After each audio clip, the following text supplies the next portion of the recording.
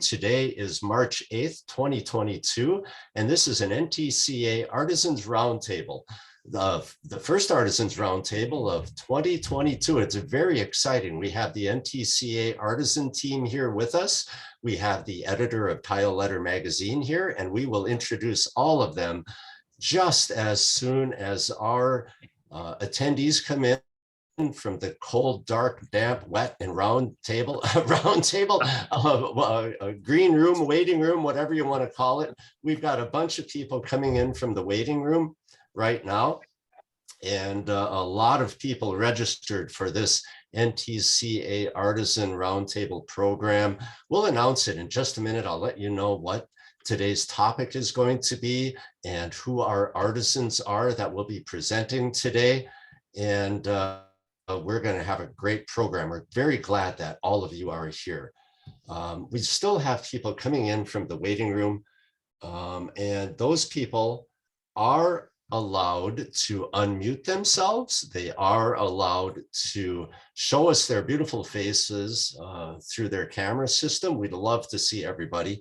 So feel free to turn on your video, turn on your cameras so we can see you. And we're very glad you're here today. Just a little more time before we get this kicked off and started, as we make sure everybody comes in from the waiting room and become all settled and relaxed and pour themselves a nice glass of wine or what have you for today's NTCA Roundtable. So I think we'll go ahead and get started now.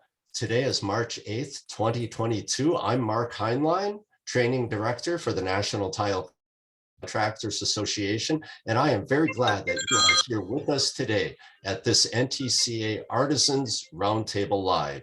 Today, we are talking about pre-mounting custom cut mosaics for artisan tile installations. I know it's a mouthful, but there's a lot of information that is going into a publication, an industry publication, and that we're going to learn about from our artisan team.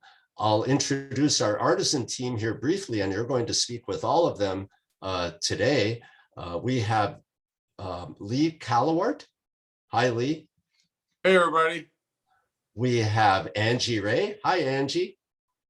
Hey, everybody. We have Joshua Nordstrom. Hi, Joshua. Hey, everybody. Hey, Joshua. And of course, we always include Jane Callawart. Hi, Jane. Hi, everybody. And now I want to turn this over to our editor of Tile Letter Magazine, Leslie Godden. Hi, Leslie. Howdy. How's everybody doing tonight? Doing fine. So Good. it's good to be here with you all. It's good to see some folks that I've spoken to in the last couple of weeks for some articles. Hi, Sherry. And this is my first co-host with Mark Heinlein, so please be kind. It's kind of new to me. So tonight we're going to be talking about an exciting new development in the NTCA reference manual, and that's a brand new chapter that is dedicated to artisan tile setting. Chapter 6 will be your source for all things artisan, starting with the document that we're going to talk about tonight that Mark just introduced. And this document was proposed to the NTCA Technical Committee at its meeting in October at Total Solutions Plus in Jacksonville, Florida. So all of our artisans were there, and they presented an overview of what the document would address and why it was important. They brought mounted mosaics and using these 3 techniques, and that they're going to show you tonight. And so they passed those around and everybody got to see them, and they had a PowerPoint that explained the importance of these techniques. And the committee heartily approved moving to the next step of refining the document. And that was done, the approval came in January, right before TICE in Las Vegas. So you will get to see this document in its entirety published in the NTCA reference manual later this year. But if you can't wait that long after tonight's presentation. There's going to be an overview of this technique in the upcoming spring tile letter Artisan Magazine. So it won't be complete, but it will have the steps and it'll kind of whet your appetite for the NTCA reference manual. So actually, before we get into the presentation, I'd like to ask you all to unmute yourselves, everybody. And we have a really important matter to address. And that is that Jane Callowert, who's been very instrumental in supporting and advancing this initiative, as well as many aspects of the artisan movement, is celebrating her birthday. So let's all sing happy birthday to Jane on the count of three. 1, 2, 3. Happy birthday to you. Happy birthday to you. Happy birthday, dear Jane. Happy birthday to you. Many more. Thank you all. That's so sweet. Thank you. Thank I you. hope that wasn't too embarrassing, but I really wanted to I'm honored. recognize you. So, Mark, I think we're going to move into our first slide, right? Okay, Leslie, we'll do that, but I do want to let the audience and let our attendees know that while they are now unmuted, if there is a little bit of noise in their background, if they could please go ahead and remute. We will be having some slides and some very interesting pictures that our artisans will present. And but we do want you also to know that the artisans will take your questions in 2 different ways. They'll take them at the end of the presentation, or they'll take them via the chat screen during the presentation. I'll try to keep an eye on that chat screen and we can interject your questions as they come up. And if we don't get to them, just hang on to them, and we're going to let the artisans do their thing and inform us all, and we'll get to all the questions at the end of the presentation. Does that sound good, Leslie? Sounds good to me. Yep. Okay. Okay, so I think we're going to the next slide. Right, thank you. So getting into this presentation, then, there are many reasons to pre-mount your mosaics, whether they're hand cut or whether they're factory made. So a pre-mounted panel is rigid and quicker and easier to install. You can accommodate various tile thicknesses and heights in your shop, and you don't have to finagle it on site, so you can engineer your lippage right out of the piece. It can improve bonding and allow you to plan consistent grout lines and allow for crack isolation.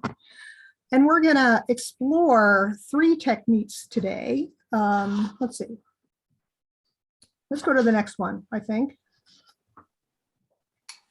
Mark? Sure. Sure, thanks.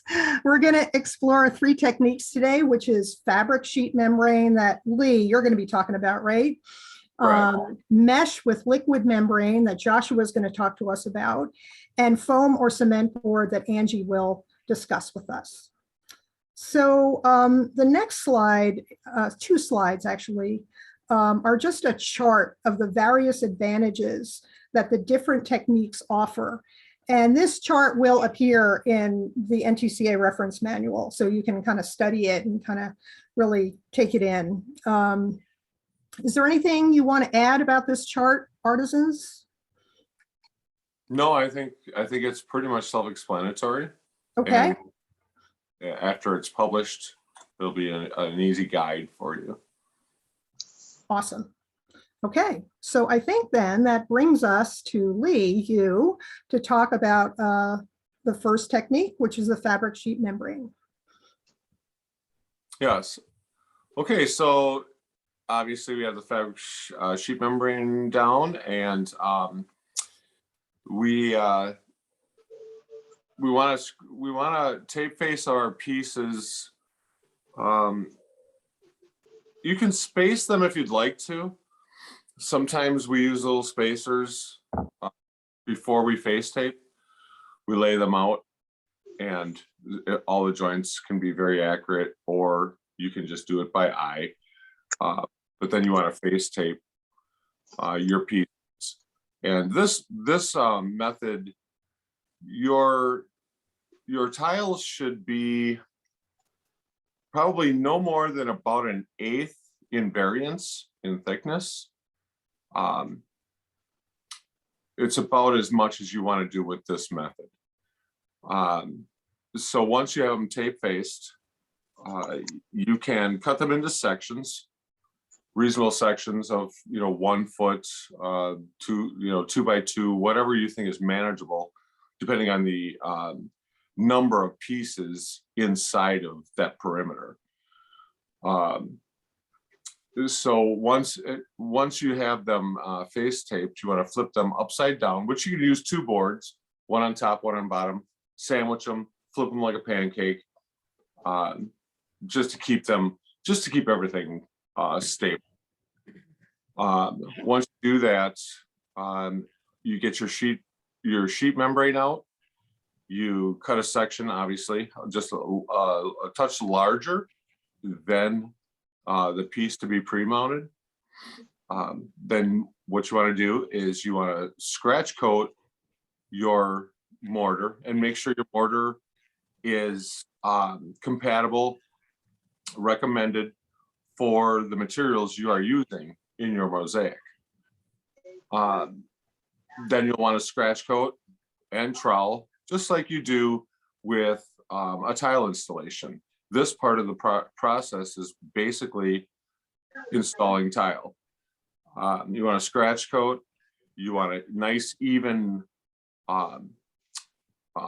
notch combing of the fabric of your desired thickness, depending on materials, once again. Then you'll want to take and skim coat the back of your piece, just like you would a piece of tile, the back of that section of mosaic. You want to back coat it, and what you're doing at that time too, if there's variance within the piece in the thickness of material, you're filling those voids. You're making it flat, and with each section, you want to make sure that you're very consistent about your entire process. It's very important to be consistent. And then you want to flip your section that's been flat troweled over onto the membrane, which has been combed. And you want to use we have various things in the shop.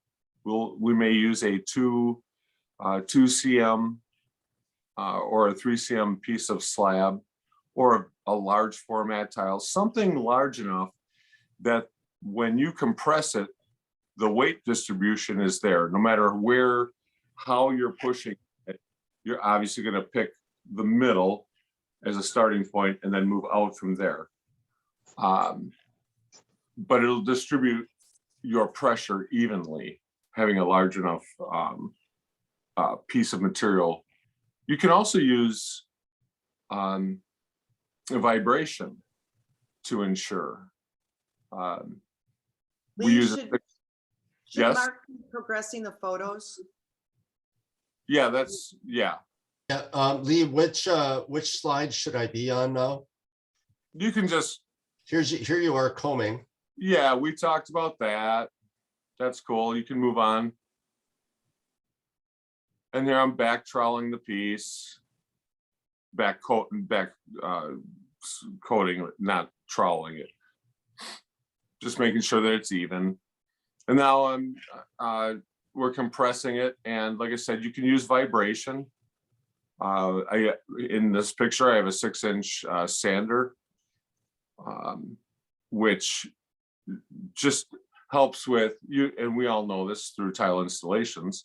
It can help with bond. And when you use your compression plate, whatever that might be, it's not just down pressure. You may be shimming it back and forth, side to side, just a little bit, just to work that in, because once you've compressed it, you want to see, depending on the thickness of the material, you want to see your mortar come up into that joint about a third of the depth thickness of your tile. That really bonds things together well. If you have more than that, that's okay. Just a little bit of cleanup. Less than that, not a good thing. Mosaics depend on the mortar coming up into the joint. It's part of the strength in mosaics in general. So once you've compressed it, go to the next slide, and you'll want to, number one, this is like the most important thing, that it is flat. When you have panels, multiple sections, if they are not flat, you'll have deviation between them. It might not be a total fail. Overall surface, the overall plane of the entire piece, comprised of many smaller sections, can have some deviation at the joint line from section to section. So having a flat surface to work on, very important. And making sure that in the end, each panel, check it every which way, that they are totally flat, so that when you put them all together, you have a nice even plane. And you can go to that final one, Mark. It just makes, like in this case, every one of these is mounted on fabric. So it's just like setting a piece of tile. Every one of these that are comprised of multiple pieces, it's just set like another piece of tile. It's amazing, the time saved, the mess. It's just, I won't do it any other way. Well, as far as pre-mounting, I'll do it other ways. I use all three of these methods, but pre-mounting in general is just, it's a great tool to learn. I do have a question from the chat for you, Lee. Just one. Oh, two. One from Paul Lucia. For this method, does the thickness and rigidity of the fabric make a difference? Well, I think if it's a waterproofing fabric, this is what it's built for. We've used everything over the years, but these new fabrics that are out, they create a more rigid result than maybe a pliable antifracture membrane type of material. So the new things on the market have really helped us all advance this technique as well, just make it a little more rigid. And taking, even if you're a little concerned about hinge points where you have joints that run completely through a panel, after you've pre-mounted them, you're going to pull the tape, you're going to clean the joints within 24 hours, and then you're going to retape it so that you can transport it, move it around, take it to the job, whatever that may be, without it hinging. Thanks. So Marcus had a kind of a similar question. How stiff is the piece when you transfer it to the wall? It's like a piece of tile. And that's goes back to taping it, retaping it after you've cleaned the joints. Some pieces, if the pieces are each piece if it's intertwined design, those are going to lock in and you're not going to have hinge points. If you have straight lines running through a piece, anything that's continuous running through a panel, a portion of your mosaic, that's where you could have a hinge. It's not the end of the world, but you could it could make it a little more difficult. So if you do have those, then just go ahead and retape it. Great. And so Marcus, what were you asking? Is it installed, is it grouted before you install? Is that what you're asking? Yes. I mean, is it what is the easier? Is it grouted to install, what you're using, or you are grouted later? Because the thing with the fabric, I don't know which membrane you're using. I can visualize it. It's like, I mean, all the small details and pieces what you're putting into the art in it, it's like, it doesn't get kind of a flimsy, or is it going to be completely stiff? It's, I mean, and that's like I said, and you can pre-grout, but like in the picture you're looking at, I didn't, because I wanted to grout it all together, just for bond issues with the perimeter versus the mosaic. I wanted it all to become one. Now, if it's all, if this was all mosaic, I don't know. There are cases where we do pre-grout, but it's not necessary. Mm-hmm. I was just curious if it's going to get stiffer or not, especially when you're installing it, It does. If you show, can you see this? Mm-hmm. Okay, well, this is on fabric, and this I pre-grouted because I want to install it at some point, because Jane stole it from our instrument stock.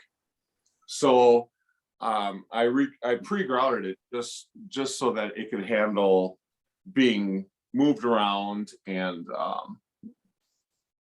hold together till its final destination. But you're not going to have that kind of, most people aren't going to have that kind of time between fabrication, pre-mounting, and installation. It's not going to travel far. It's going to be in your shop, and it's going to end up at the job, from there. So it's not really necessary to pre-grout, but I do it when necessary. Hey Lee, this is Mark. Marcus's question put a question in my mind, if I can ask you. I'm looking at this piece, and it looks like your field tile is 12 by 24s. So you've got on this one about a 36 by a 3 by 6 foot panel, right? Yeah. Yeah. Now, do you use suction cups at all, or any type of transport system when you're installing this, either on a floor or a wall, or do you just handle it with your hands? We just pack it well for transport. It's all, once it's all cut into the field, if we have delicate ones, and it's transported on edge like you would, any other brittle material. I guess I didn't necessarily mean transport. I meant moving it from, you've got it out of the crate, and now you're ready to install it, right? You've done your troweling, you've got your mortar spread. Do you use suction cups or any other tools to help you lift and move this thing and to place it and to set it? No, I'm not that technically advanced. I'm old school. Well, they're smaller, more manageable pieces that you can lift with your hands. They're not big, heavy pieces. Right. All right, thanks. It's doable. Great. I have no more questions from the chat, so we could move to the next presenter, Joshua Nordstrom. Thank you, Lee. All right. Well, this is the mesh with liquid waterproofing membrane method. I use the right terminology. The first thing you want to do, but before this picture, the very first thing you want to do is you want to make sure all your pieces are clean and dry. When we're cutting all these, they get really dusty. You want to make sure everything's clean and dry.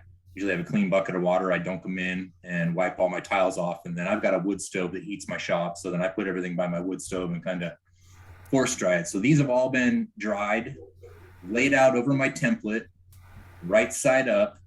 And then I face tape them, similar to what Lee was just talking about. So then that way you can adjust all your grout lines perfectly. Once you get it face taped, then you're going to flip it over. You can sandwich it like Lee was saying, and then you're going to want to apply a multi-purpose primer, and that's what you see this photo here. This is a Tech multi-purpose primer. You can use anything. I've got some samples behind me I'll show here in a minute. I've got a couple different primers I can show you. But you just simply, you prime the backs of all the tile, and you just want to make sure that you don't put it on too thick in the grout line so it rolls down, and then it's going to show on the face of the tile when you flip it over. So once that's dry, then you can go to the next photo, Mark. Hey, before you continue, Joshua, I just want to remind folks to please mute yourselves because we're picking up a little bit of background noise. Thanks. Sorry, go ahead. Okay, so now this has been primed, and then you can see I've got my alkali resistant fiberglass mesh laid out here. It's about a 3-foot wide roll, and you lay the mesh out, and you then that's about all it is for this photo. So you can go to the next one. So here you go. So this is applying the liquid waterproofing membrane. Like to put it on in 2 coats. The first coat you want to put it on, you don't want to, just like the primer, you don't want to put it on super thick that it's going to roll all the way down through your grout lines and show on the face of your tile, but you do want to put it on thick enough, like Lee said, that you want a little bit in between to kind of lock everything together. So here, this is applying the first coat. So you want to use a ANSI 118.10 approved liquid waterproofing membrane.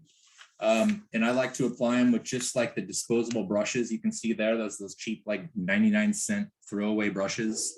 You can get a few uses out of them. I'll just leave one in my bucket, sealed in the bucket of membrane. And, then you've got something to stir with the next time. And if it gets too gross, and then you can throw it away and get a new one. But it's just a disposable brush. Use the foam ones too. Some people ask me if you can apply it with a roller. I guess you could on bigger pieces, but there again, with a roller, you can't really control it so much going down into the grout lines. So once you put one coat on, usually wait 24 hours. It all depends on the humidity and the climate. Sometimes you can apply your second coat within a matter of a few hours, but you definitely want it to be dry. And then you apply a second coat and then let it completely dry. And then you can go on to the next photo, Mark, photo number 4. So then once it's all dry, you're going to want to cut it into manageable pieces. So you can see like the photo on the right there, you can see how rigid this piece is once you cut it apart.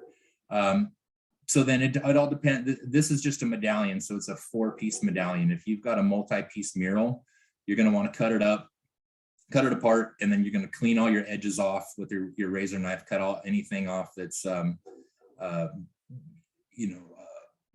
oozed over, any of your mesh that's sticking over. You're going to want to clean your lines.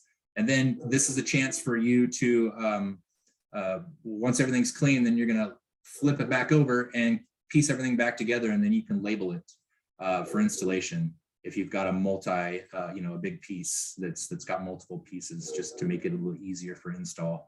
And when they're already all glued together like this too, they're a lot easier to put back down on your template, because then you got panels to look at versus individual pieces that you're looking at a number for. I think I've got one more photo, Mark, that goes to photo number 5, and that's what I was just talking about, cleaning the edges off. You want to make sure that we like to keep really tight grout lines, 1/16 to 1/8. So if there's anything sticking over the edges when you go to put it together, that could stop you from actually, making a good grout line, an even grout line.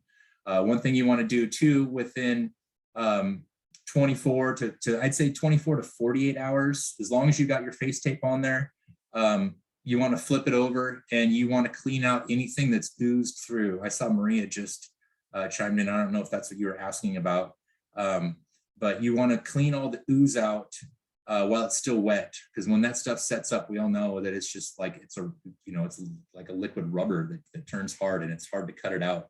You can Dremel it out with little like 16th-inch Dremel bits, but it kind of gums the bits up. It's a lot easier to get it out when it's still pliable. If you get it in within that 24 to 48 hour period, it kind of just crackles out. You can kind of cut it and it'll crackle out. So, you're only cleaning anything that's gonna, like when you're setting tile, any thin set that oozes through, that's gonna show when you grout. That's all you're worried about, is you want to clean out anything that oozes through, and you want to leave everything down lower that's kind of locking everything together. But that's a crucial step. If you don't do that step, you're going to regret it, because especially if you got a lot of little pieces and a lot of grout lines and you're messy about installing it, it can be pretty problematic to clean it up. So that's one thing that you do not want to overlook. I think that's pretty much it for me. Mark, I guess you can stop share, and I'm going to show a couple products here. Do you want to, Leslie has a couple of questions in the chat screen, I think, first, Yeah. Joshua. Sounds Yeah, great. let me, so I've got a question from Paul. When is this method preferred over the first method? This method is preferred if you've got a variance in height. Lee mentioned with the felt method, the fabric method, that you don't want to go much more than an 1/8 in height difference. This you can go further. You can get up to 1/4 inch, really. It all depends, because when you're face taping, you've got everything laying face up, and when you're face taping, obviously your face tape's going to stick to the higher pieces, and it's not going to even touch the lower pieces, the thinner pieces. So if you could just stretch your face tape and touch it with your finger, all you got to do is just make contact, and then it's going to stick, depending on the size of the tile and the tackiness of the tile. If it's going to stick to the face tape well, it'll just stick and cling to it, and then it'll kind of sit there and hover. So as long as you get everything, you touch everything, you get everything touching your face tape. Once you flip it over, now you've got the variance on the back side of the tile, and you've got it laying upside down, completely flat. Everything that's going to be right side up and face up is laying flat on your table. So it's laying completely flat. And when you glue the mesh on the back of it, when it dries, that holds the memory. So then now you've got the variance on the back of the tile, and the front of the tile's flat. So that's one of the main advantages of this method, is if you've got a variance in your height of your materials used. Great. So Marcus, I'm not exactly sure what you're asking. Do you want to ask it directly to Joshua?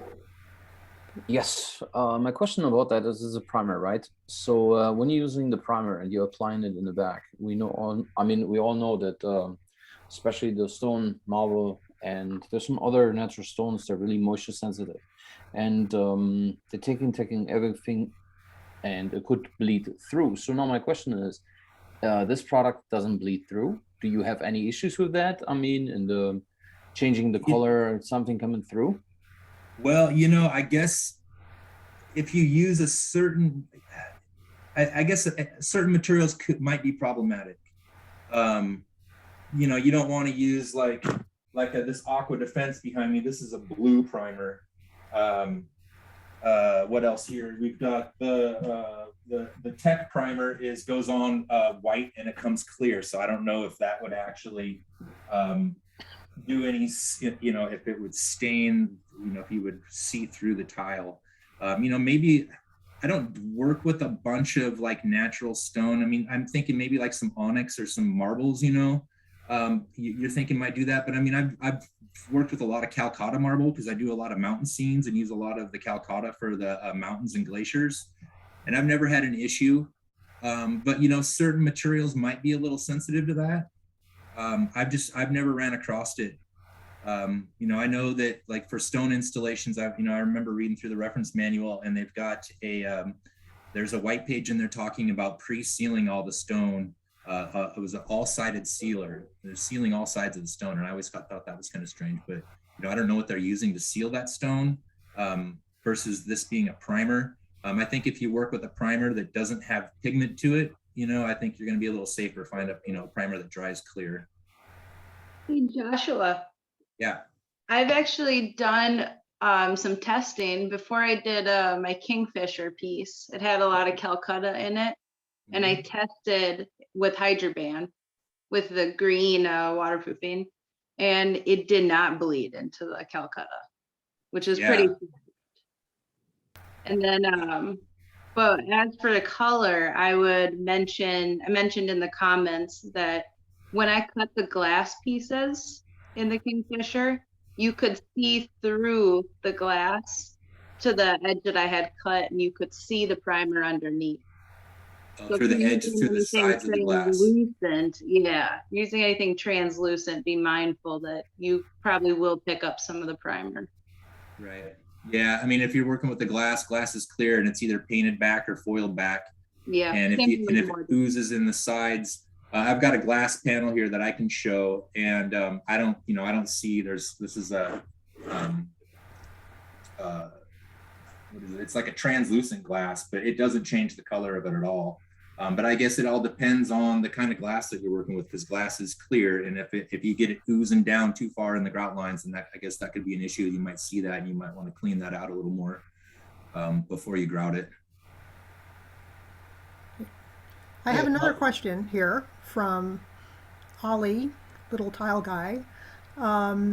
Do you lose everything if you need to put this through the saw afterwards and it gets wet? No, that's an advantage. You can cut it in once it's dry and fully cured.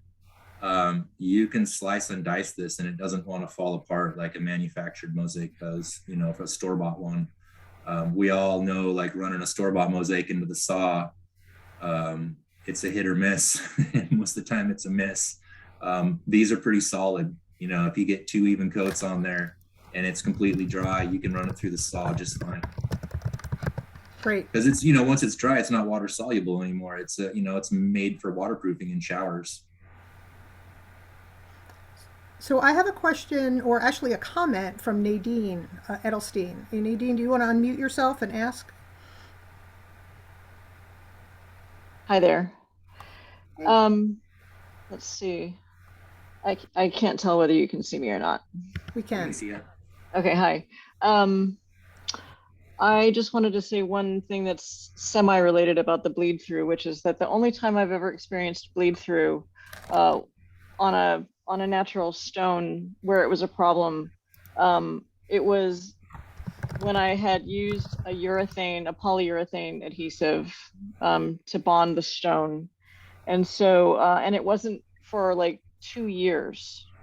Finally, the resin that was in the urethane finally worked its way through the stone, and you could see the imprint of the stone, of the urethane on the back, coming through from the back of the stone. So I think any of the waterproofing membranes that we use, like Joshua was saying, they're all made for waterproofing. They're all, I think most of them are water-based, and then they cure properly for waterproofing. But I think any of the non-water-based products would potentially ultimately bleed through over time. So that's why these methods are so great, because they're using products that are tested on all of the products that we use already. So anyway, that's what they're chemically formulated for. So yeah, it works great. How I'll did that sign off. project turn out? Did you have to did you have to go back and fix it, or what did it? No, because it was actually an art piece that I had made with the intention of taking it apart. And so after I was taking it apart, as I was pulling the pieces off, I could see where the transfer had taken place. So it wasn't a problem for me. It was just a nice lesson. That's how we learn them. Yep. Yeah. Thank you. So thanks, Nadine. And also, Maria, thank you for your comments about the bleed through. Really appreciate that. Joshua, do you have anything else? Or yeah, well, if you want to stop share the pictures here, I'll just speak really quickly of a couple. I can't see myself on the screen, but I imagine everybody else can see me. Some people that aren't tile installers that might be watching this or might watch this in the future are wondering what these materials are. From here over, we've got, these are 3 or 4 different brands of liquid waterproofing crack isolation membranes. Waterproof crack isolation membranes. Let me put that the right way. This is Tech's version. This is Hydroflex. This is a purple color. This is Hydroban. This is Laticrete's version. This one is green. Red Guard. This is Customs, this is red, and then Mape Aqua Defense here, this one's blue. They all do the same thing. The Aqua D has like a little grit to it, so it's got a little traction in it. These three don't. This is the mesh I was speaking of here, the alkali resistant mesh. You can buy this, and they have it, the grids in different sizes. You know, you can get bigger, smaller. You know, I don't know metrically what it is. That's how they sell it, but I would say that's an 1/8 inch by 1/8 inch square mesh. This works great for everything I do. The brushes, disposable, I was talking about. We've got the face tape here. This is the Mosaic Tape. If anybody is wondering what that is, it's a glorified roll of Scotch tape. It's a 12-inch wide, really thick tape that's made just for mosaicing. They have 6-inch rolls and 12-inch rolls. We've got two kinds of primer over here, or two brands of primer. We've got text primer, multi-purpose primer. We've got Customs multi-surface bonding primer. They're MVP. Hydraband makes a primer, a multi-purpose primer. Theirs is called NXT. Mape makes a multi-purpose primer. Theirs is called Eco Prime. They all do the same thing. They're you know, they're all great. They all have, you know, different properties. Some of them are colored and whatnot. So if you're worried about bleeding, you might want to do some tests first. I wanted to show you some samples here. This is about, I counted, there's 222 pieces on this panel right here. This is, you can kind of see the back here. You can see the variance on the back. I don't know if you can see it real well. You can see the shadowing. So this ceramic is thinner than the slate. So there again, it's perfectly flat on the front, and the variance is on the back, right? Here's a glass panel, same thing. You know, you can see how rigid this is, right? I mean, that's a rigid panel. It's just like a tile, just like Lee was saying. I don't know, there's probably 40 or 50 pieces here. And then we've got some porcelain here. Same thing, super rigid. These are really long, skinny pieces of thin panel porcelain. These have all been pre-mounted and still face taped. You can pull the face tape back, and if I pulled it off, it might, since these are long and all go in the same way, they might want to hinge like Lee was talking about. So we want to make sure to keep the face tape on. That stops it from hinging, and it keeps it protected before installation. So it just kind of gives you an idea, you know, this is, I don't know, there's 20 pieces of tile here, and you can see how rigid it is. It's like setting one tile. These have kind of awkward edges. So that's going to be a little challenging with the install, but that's just the way that I had to cut this apart, just with the nature of the shapes of all these. So, yeah, unless anybody's got any questions, that's about all I got to say. I think we're good. Thank you. Leslie. Wait, I'm not hearing you. It's Snowy. I've got a comment if there's a moment.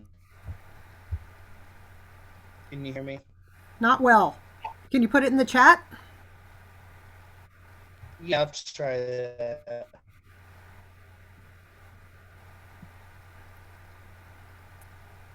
So let's hold on for a sec. A guy said he had a question there about rigidity. I don't know if he wants to unmute and ask.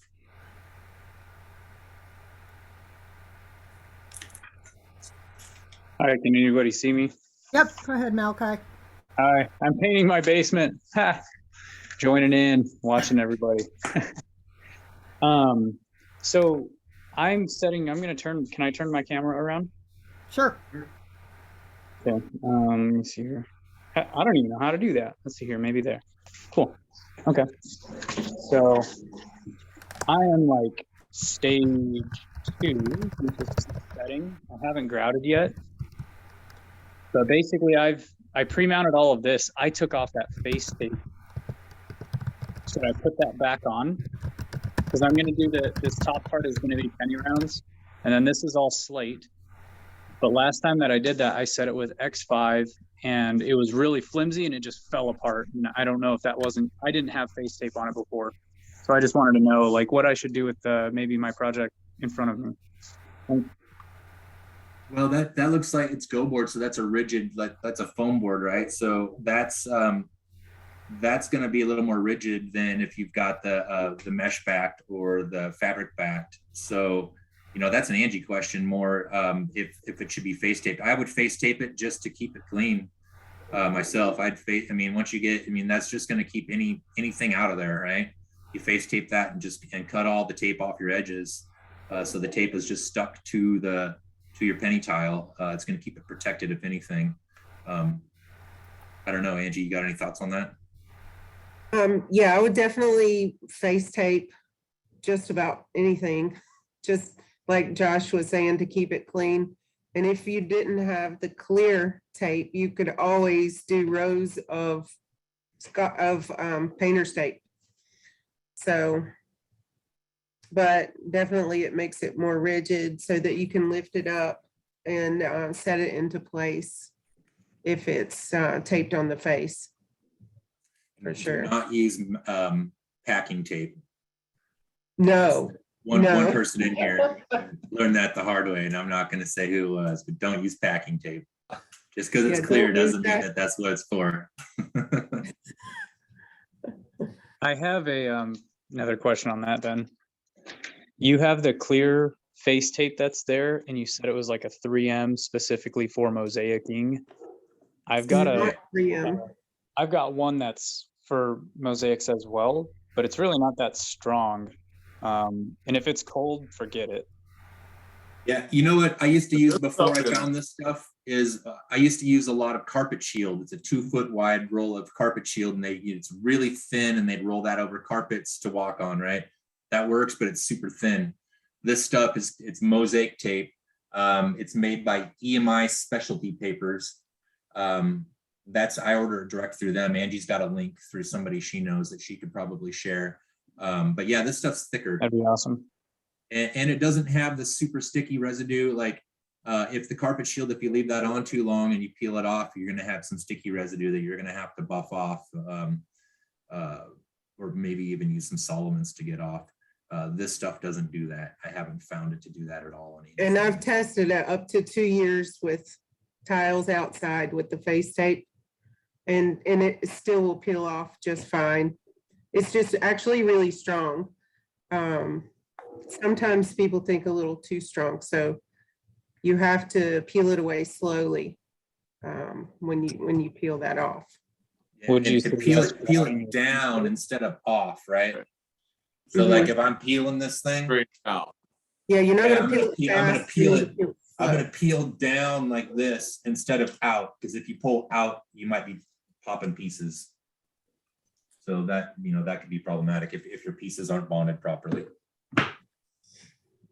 Did we get the other question that was being typed there? I didn't see who. Yes, actually, Eric said that he just wanted to mention how the pre-mount helps with heavy sheet mounted mosaic from slumping on the wall in vertical accent band installations. He just wanted to make that point that it's, you know, it's a really great technique for that.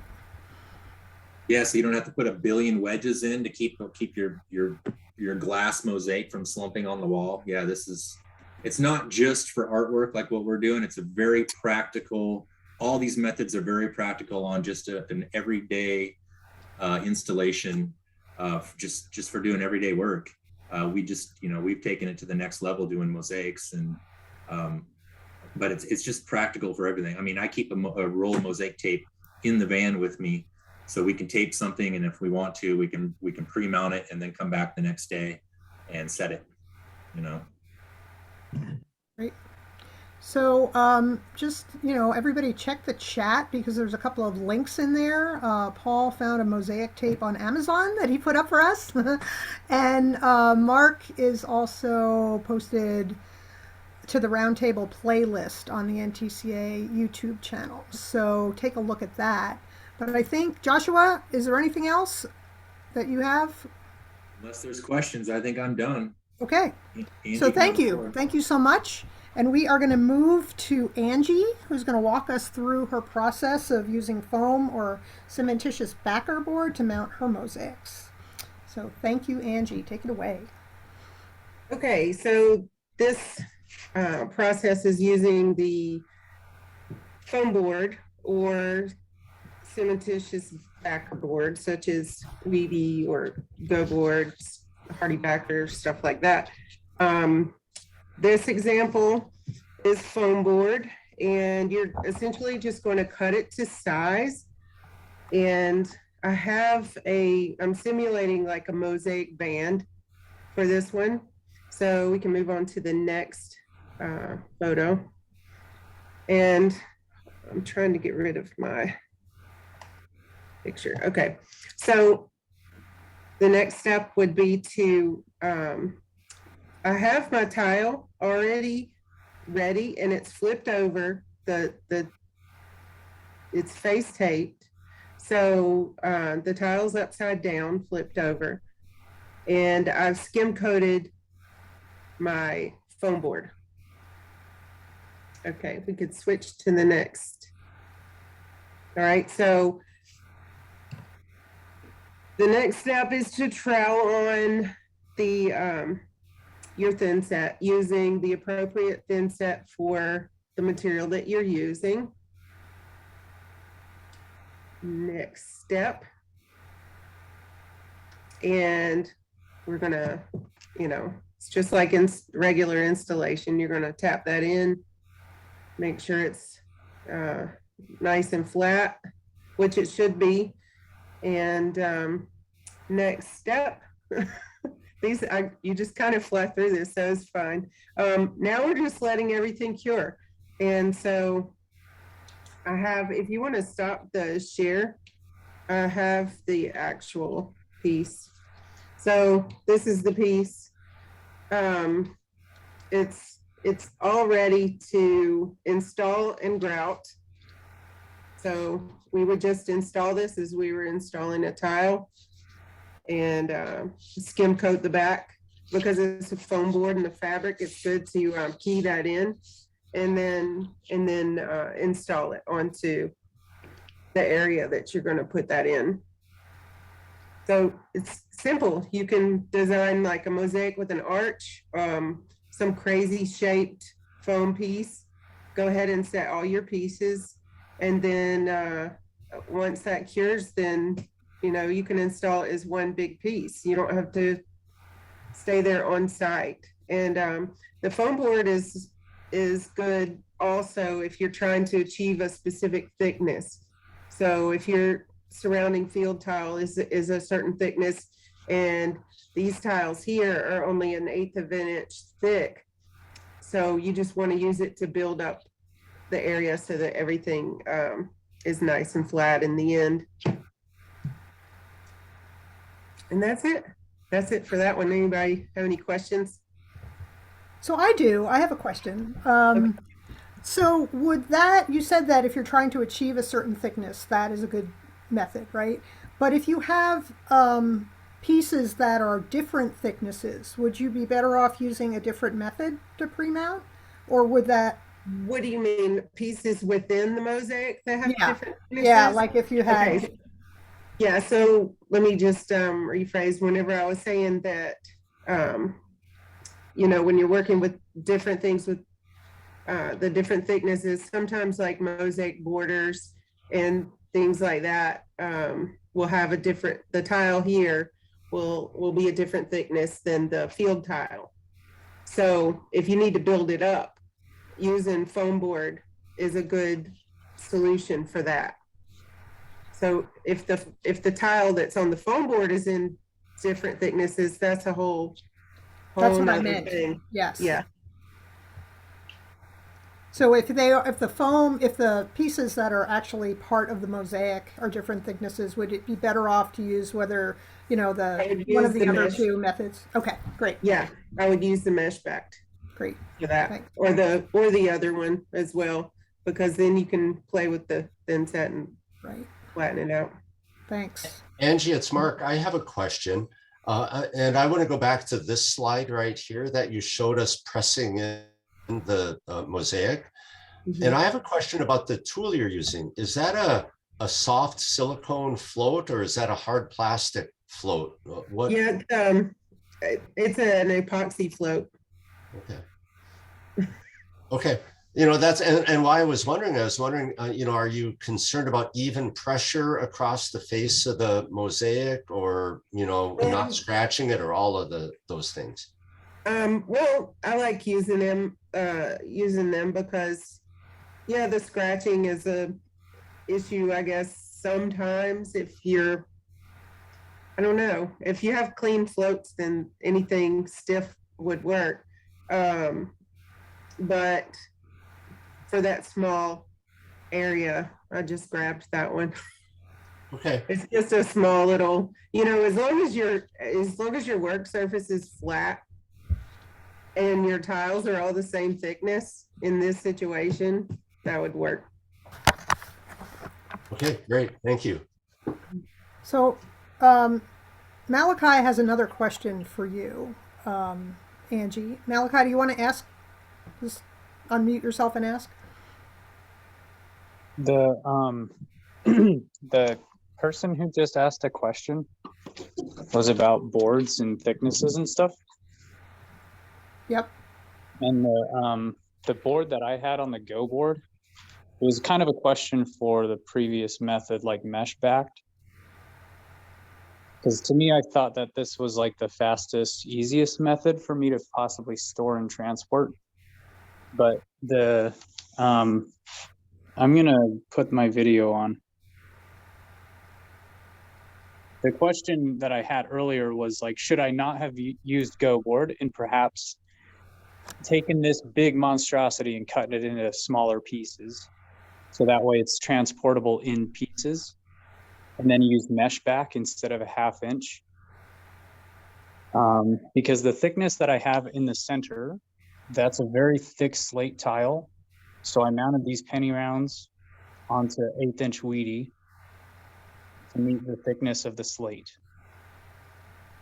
And then the penny rounds, the black penny rounds up here are thinner than these as well. Yeah, I would use, we have a project coming up that we are going to be using all 3 of these mounting methods in order to flush out one panel to the next. So I think it's about the material. Now if you have slate abutting the mosaic that you already have installed, mounted, now you'll want to use a different mounting method that's closer related to the thickness of that.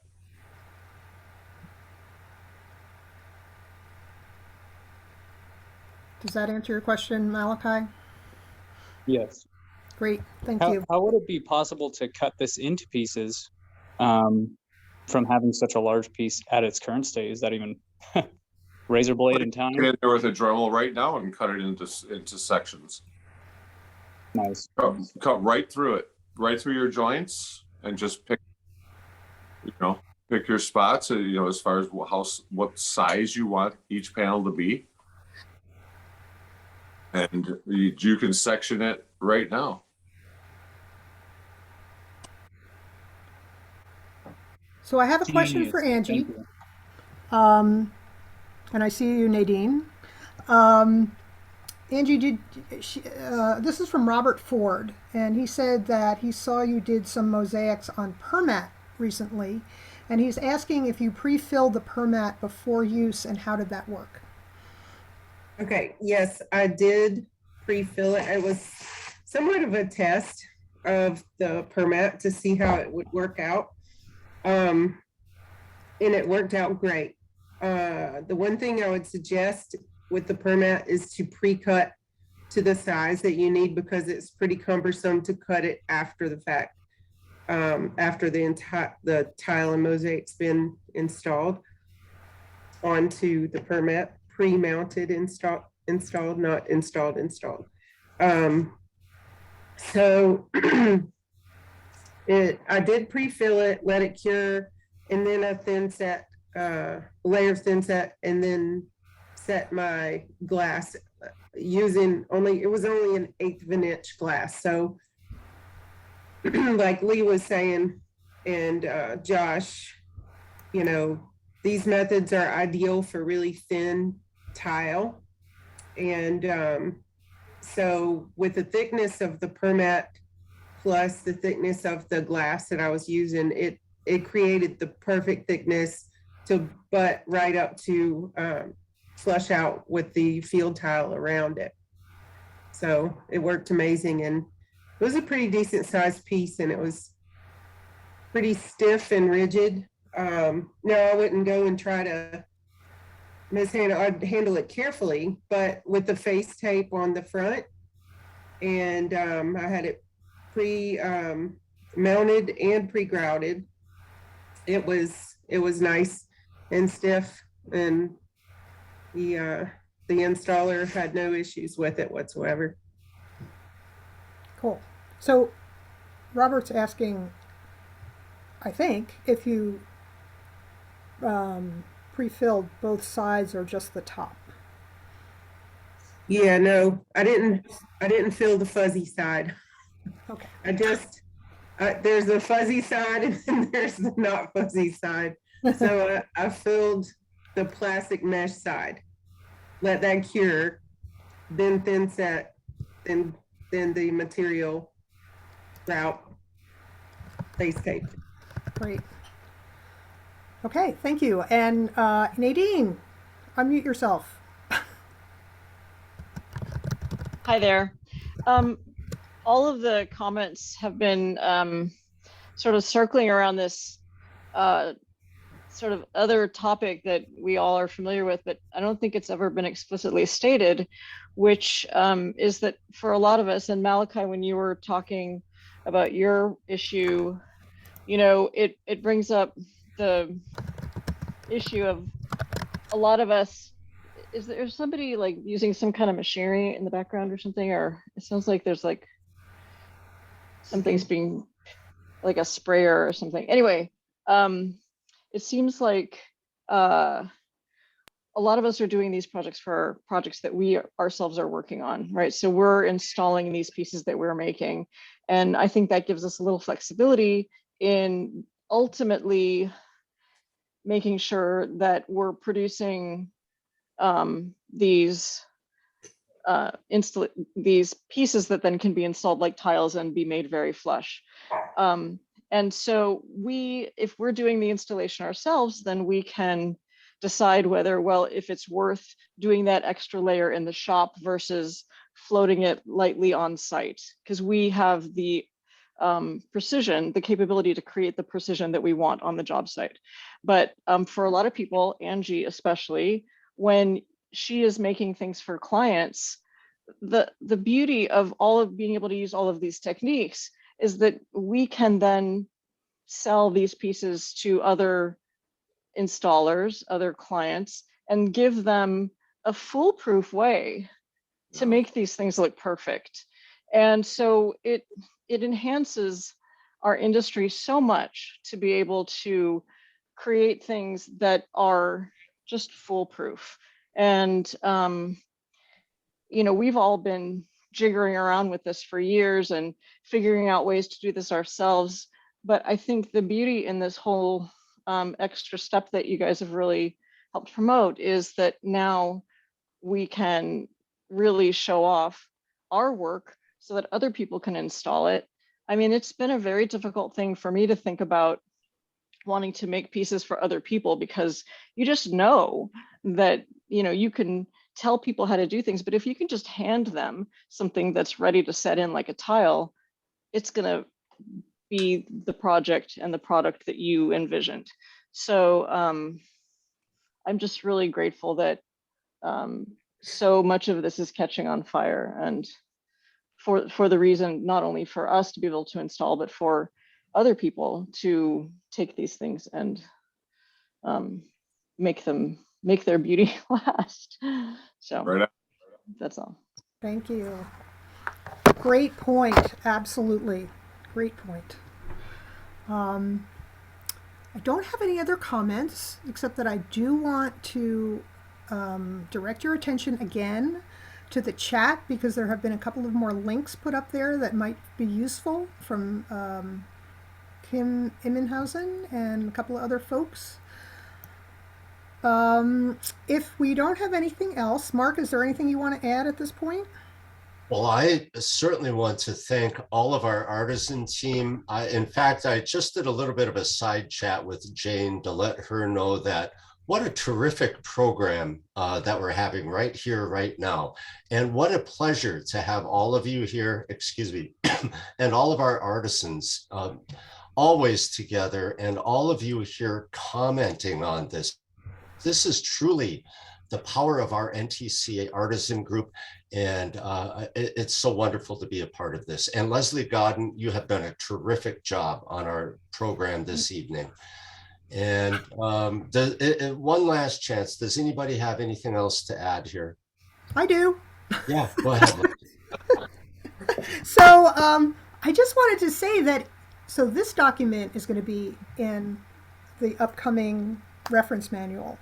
But there will be more, and there's one already underway, I believe, on installing handmade tile.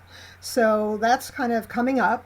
But this is a really good opportunity to hear from all you guys about what would you like to see included in Chapter 6, the Artisan chapter. You know, what kinds of things do you think we might want to address? So if you have some thoughts, either now, or if you want to email us, you can do that too. But we're welcoming your wisdom and your input. Anybody have anything they'd like to see be explored and join that chapter?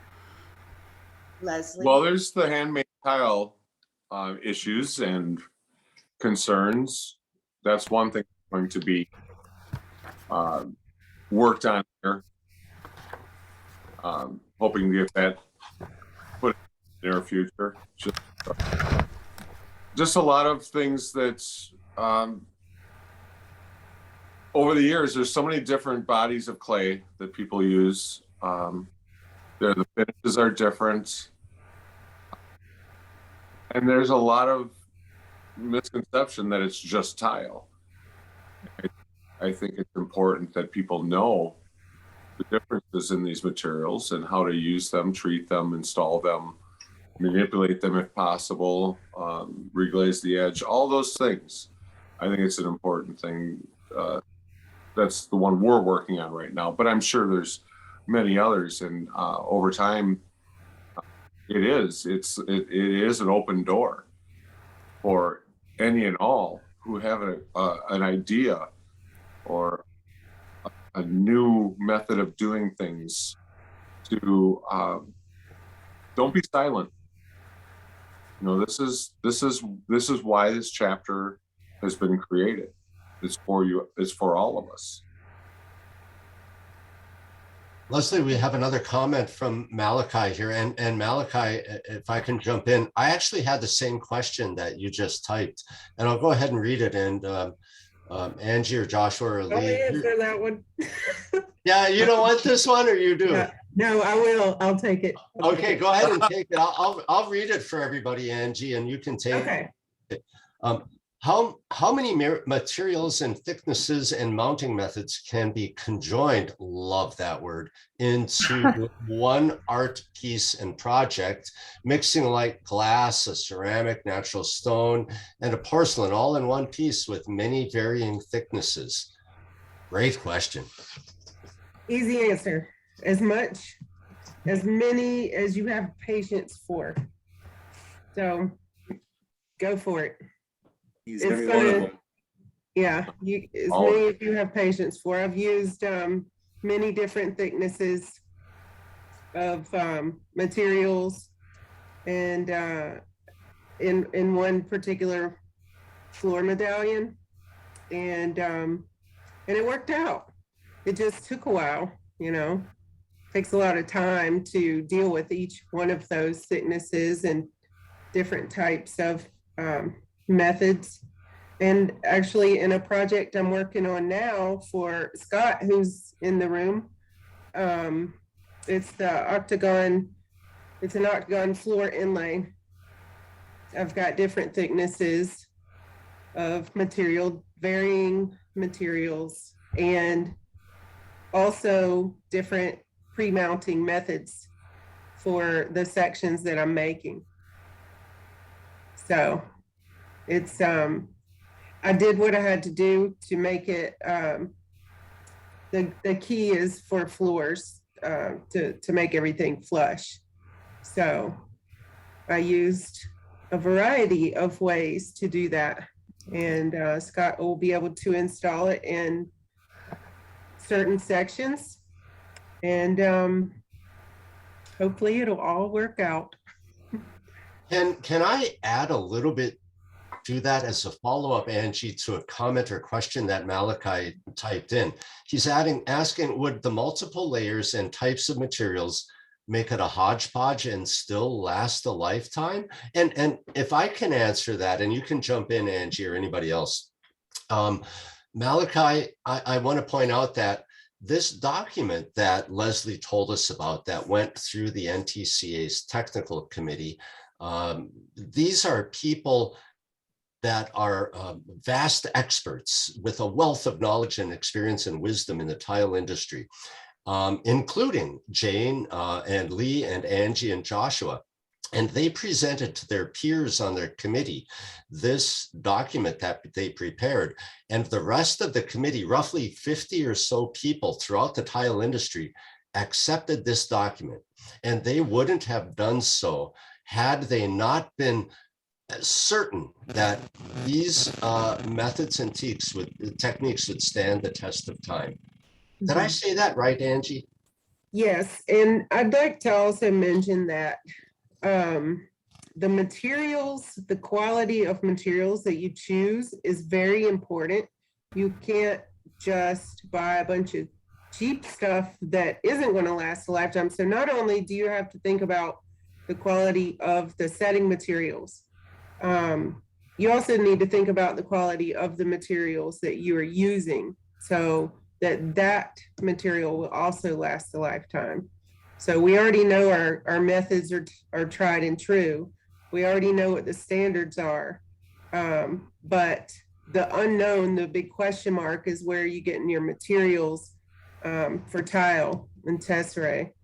So that's an important factor as well. And then it all combines into one long lasting product.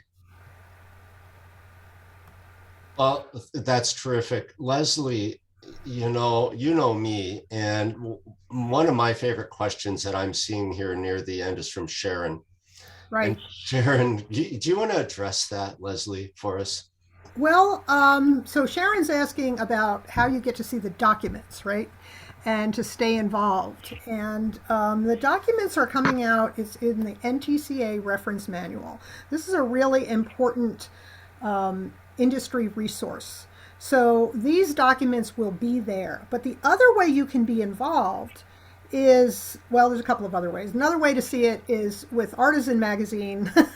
Yes, can't forget about that, which comes out twice a year. I'm working on the spring issue right now, just putting the finishing touches on it. And we will be talking about this particular issue in the technical section of the magazine. But the other thing is, if you get to the NTCA technical committee meetings, they are open for everyone to attend. And you can have input, you can have direct input during the meeting on these issues. So there's a number of ways to be involved. And we just today, I saw we're creating a new video series on what the technical committee is doing that Chris Wellfell is putting together for us. And that's just coming out now. So you'll be able to watch for that as well.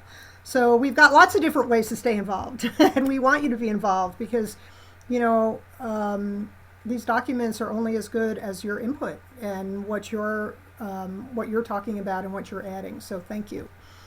Anything else? Can I add a comment? What, Jane? Jane? Yeah, and I'd like to follow up to that. I think one of the things that has been really exciting is that a number of years ago, when the Artisan team started working on various initiatives to kind of bring back art into the trade, because that's our roots. You know, that's what this trade was. We were very fortunate to have NTCA, the National Tile Contractors Association, recognize the very important historical significance of this movement and get behind this movement and recognize this, all of the things that go into artisanship as a tile craft. And they really have they've been a really good partner to us as we've done this. We are a tile contractor, my husband Lee and I, and so it's kind of natural that we might be involved in the NTCA, the National Tile Contractors Association. But some of the things that you're seeing come out from this are actually the result of being involved with NTCA and actually being a member. As Leslie just mentioned, going to the technical committee meeting. Well, where's that? Well, that's the NTCA technical committee meeting. I can't stress enough how important it is to get involved with the industry. And NTCA has demonstrated such a great opportunity for all artisans to be and have a place at the table as it relates to artisanship in tile, and obviously all things doing with tile contracting. So I would say that one thing we have really appreciated is our membership with NTCA, the opportunity to contribute with to various initiatives, and especially for us, the whole aspect of artisanship in tile. It took, I mean, this is historical. We now have a chapter, you know, that is actually going to be in the NTCA reference manual. And that came as a result of us working with our industry organization, NTCA. And so I would just encourage anybody that's interested to get involved. And it's all there. And then also I'm going to give a little plug, because some of you know, we did start a Facebook page, the Tile Trade Artisans Guild, a couple of years ago. So we try to share as much as we can there, and that's a good place to also ask questions. But this is just, it's an exciting thing, and there's so much more to come. We're really just starting. So, and Mark and Leslie, thank you. And to everybody at NTCA for continually supporting this. But you two have been champions for us and conduits for us since we first started really trying to push this movement. And I just can't thank you enough. It's awesome, Jane. And Jane, with your permission, I would like to point out that to follow up on what Jane said, she is also on our board of directors for the NTCA. And Jane, what is your region? What is the region you cover? I have Region 5, and I'm just learning it in this new role. I've enjoyed the amazing opportunities I've had to meet so many people, which is another great reason to be involved in the industry. So thank you, Mark. And by the way, if anybody is interested in membership, I can help facilitate that process. And you can feel free to call me or email me at dragonflytile@wi.rr.com. And I am more than willing to help you get through that process quickly. It's honestly, it's one of the best things that we've done, is to get involved in the industry in this way. So join NTCA and call me if you need some help, and we'll help you. Thank you. The application process, Jane, is super simple. I went ahead and I flashed up our application on the screen there, and I can also be of assistance. Please call or email me, and I'd love to help.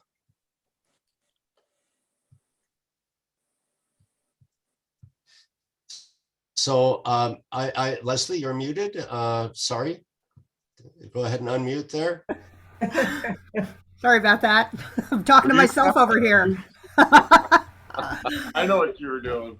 Yeah.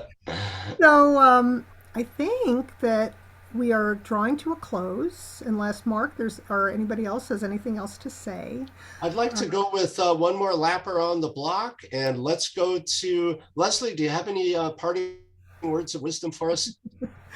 Well, this was fun. It was fun to, it's been really amazing to watch this process unfold and to watch this movement grow.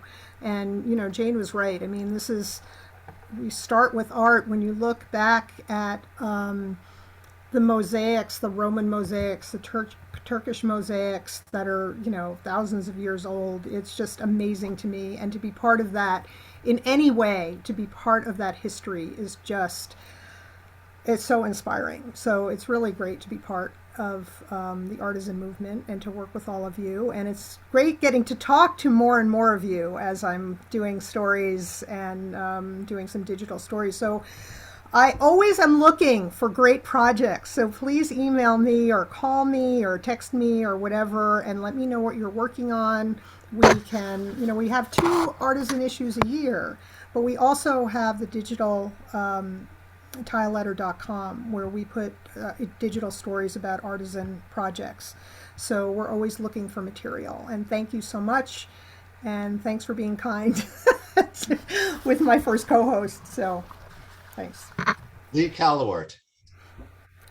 Well, thank you everybody for stopping in and having a chat with us this evening.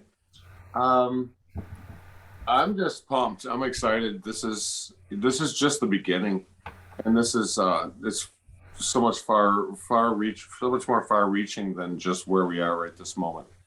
And there are so many people in the future that are hopefully going to benefit from this, and also become more involved and make sure this movement grows and doesn't die again. It never died. I guess that's the wrong way to say it, but it was pushed aside for pre-made everything. Yeah, it's time to get back to our roots. We need to inspire the next generation to do so as well. Angie Ray. Oh, sorry, Lee. No, Lee, I said, all set there. Thank you, Lee. Angie? Well, what I'd like to see come from all of this, personally, I'd like to see more of the ancient style mosaics in a modern form. So to be able to translate that into modern installation. I remember when I was first starting out, it was a lot of trial and error. I'm really happy that we have this chapter now, because now people who wonder, how do you do this? You know, how do you put a mosaic inlay in if I want to make it myself? Now you're going to be able to have a resource to be able to refer to and know with confidence that you're doing it to standard, to modern standards. So I think it opens the door for everybody, and I'm excited to see that.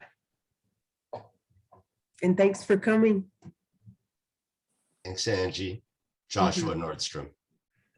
Well, I'm excited as everybody else here to see all the people in here. I was writing down everybody's names, and there's a lot of people that have come through here. So thank you guys all for that. I just want to say that the manufacturers are starting to catch on to this, you guys. There is stuff that's starting to be made for what we're doing, and I have a feeling that there's going to be a lot more out there. It's only the start. There's a hole in the industry that needs to be filled. So I'm just excited. I get the goosebumps just thinking about it. Yeah, they're catching on. So this is I think it's more than a movement. I think it's I